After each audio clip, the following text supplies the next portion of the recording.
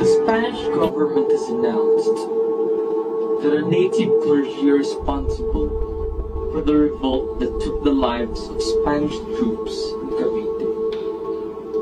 They have been found guilty of treason and sentenced to death.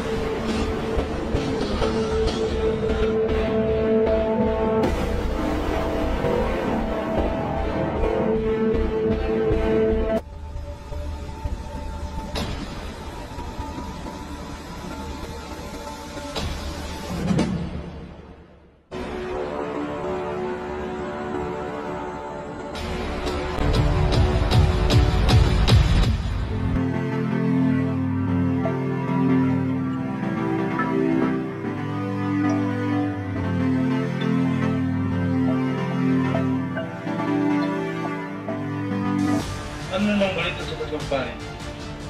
Sina Burgos, Gomez, at Zamora. Tapos sila kasalukuyang nasa presinto. Sinabihan na sila ng kanilang mga parataw kaninang umaga, Gobernador.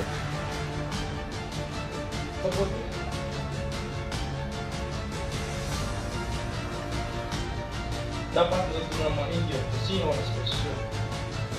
Hindi natin pamintulutan ang mga rebelde at magsigla. Huwag natin hayaang ito ang maging simula ng magsikan, General, sapagkat malakas ang impluensya ng mga klero sa kanila. Madaling mapapaniwala ang mga Indio ng mga bastardong iyon, lalo na kapag ginamit ng mga pari ang pangalan ng Diyos sa kanilang mga sinasabi. Por Diyos, para sa Diyos, Diyos mio. Kung ganun, may posibilidad na maging magsikan dahil sa kamatay ng mga paring ito. Sila ay tila hari sa mga mata nila na handa silang pumatay, magpakamatay, at lumaban para lamang sa kanila. Sumusunod lamang ang mga Indio sa mga makapangyari, kaya kung wala na mga pari, wala na silang ibang mapupuntahan kundi tayo.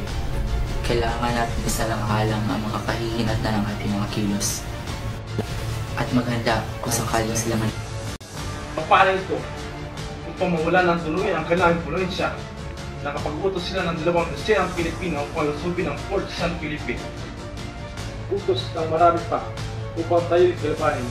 Hindi natin papayagan ang kagulungan sa ating bansa, ang katahimikan at kapayapaan ang maninatili. May waksi na ating gobyerno at lalo na hindi natin pwede mga pare ito mamuno at tingalaing mga tao bilang hari.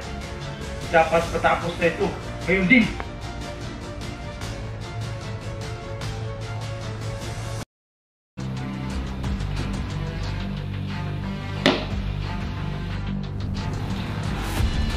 Kumusta? Edad Concepcion, tagapagbalita mula sa La Pabela Ciudad. Nakasagpot ng inyong mga pangalan sa pag-aalsam na ganap sa Cavite. Siyang naulat na nagsasabing kayo raw ang nakasimuno sa naganap. Wala kaming kinalaman dito. Tulong kami sa komunidad. Wala silang aktual na pruwiba. Kami tungkol dito lahat ay sinasabi na kawag-kawag-kawal lamang. Wala kaming koneksyon sa mga sinasabing Caviteño. Totoong sangkot. Hindi ko na alam kung bakit nila inatake ang mga tropang Kastila. Siyang naulat Gusto niyo bang basahin ito?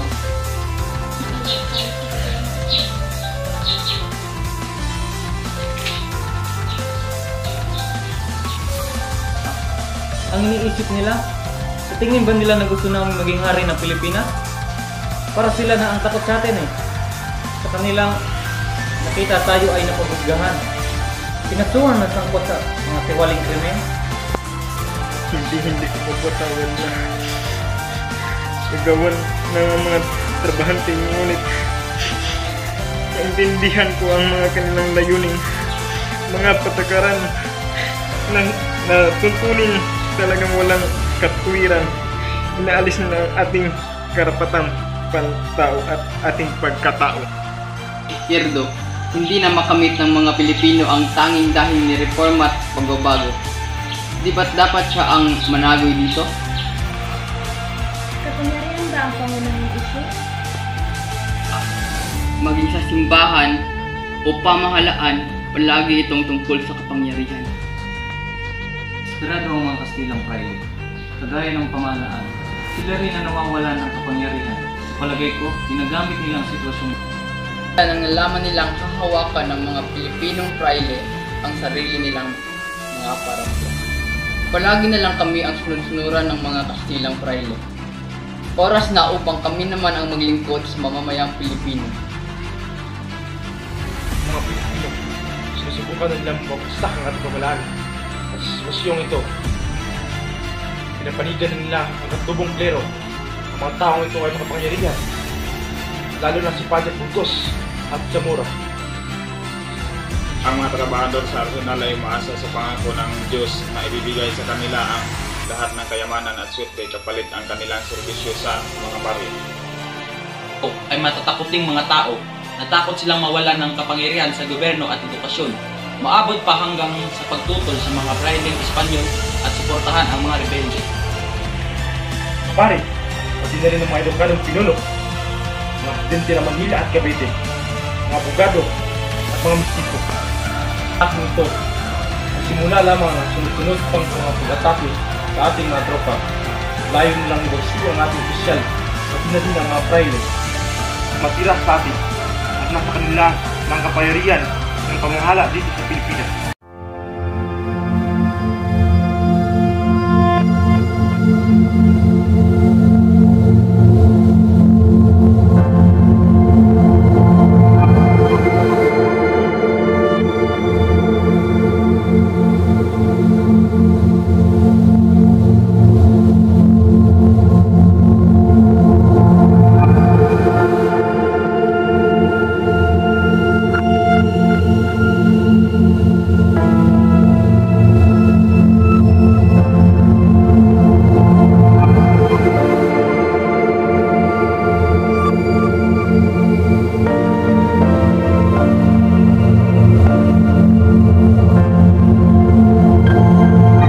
Sila ng buwis at falak. Siguraduhin malaki ang populasyon ng mga tauhang magsisilbi sa polo ay servisyo. Magpadala ka ng mga tauhan upang magtrabaho sa konstruksyon ng barkong galyon.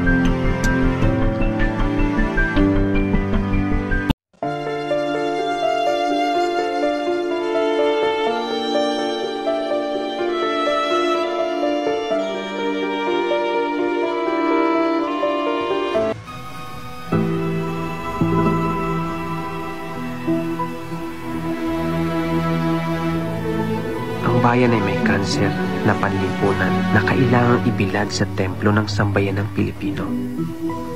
At sa hanggahang ito, sisikapin kong maikintal ang iyong kalagayan ng buong katapatan. Nang walang itinatanggi, itataas ko ang lambong na nagtatago sa kalinisan, na ipinagpapakasakit ang lahat sa katotohanan, maging ang pag-ibig sa sarili, sapagkat bilang anak, halos kung ako man ay may sarili ring pagkukulang at katuwaan. Ang aklat ay nagkakaroon ng mga bagay na ngayon lamang may magsisiwalat. Napakasela ng mga ito, kaya't sino man ay walang sumalang. Pinagsikapan kong isagawa ang ayaw isagawa ng iba. Sinikap kong sagutin ang mga paghahamak na sa loob ng 100 taon ay naitambak sa atin at sa ating lupang sinilangan.